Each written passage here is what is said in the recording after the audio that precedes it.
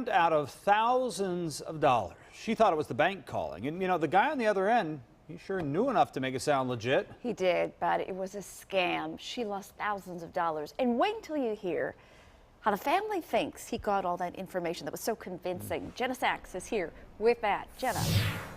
This woman says normally she wouldn't fall for this kind of thing. Today she can't believe she sat in her car with this man and gave him money. We're not showing her face or using her full name for safety reasons.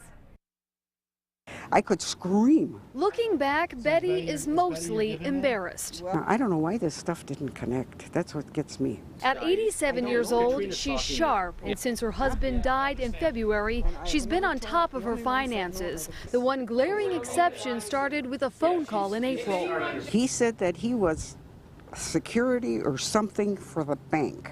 A man who knew which bank Betty used and knew the names of family told Betty her account had been compromised. He convinced her to visit the U.S. Bank in Brown Deer. And he says, well, I want you to go to the bank, and he says, and make out a check for $5,000, $5,400. The man then told Betty to meet him in a Menards parking lot and hand over the money. Police later dusted her passenger side door handle for fingerprints. My mother's an honest person. She feels people are honest, and she learned a major lesson. Betty's son thinks the scammer chose her after seeing his father's obituary. She had a bad day that day. This guy was convincing. Brown Deer police say scammers who target the elderly often are not from the area.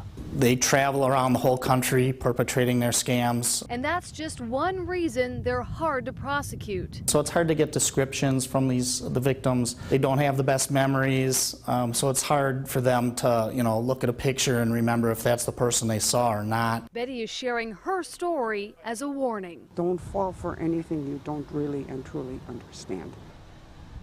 The suspect in this case is still out there. Police say if you're ever in a questionable situation, call the police or Consumer Protection or the bank if that's who the person is claiming to represent. Reporting live in the newsroom, Jenna Sachs, Fox 6 News. Breaks your heart. Thank you, Jenna.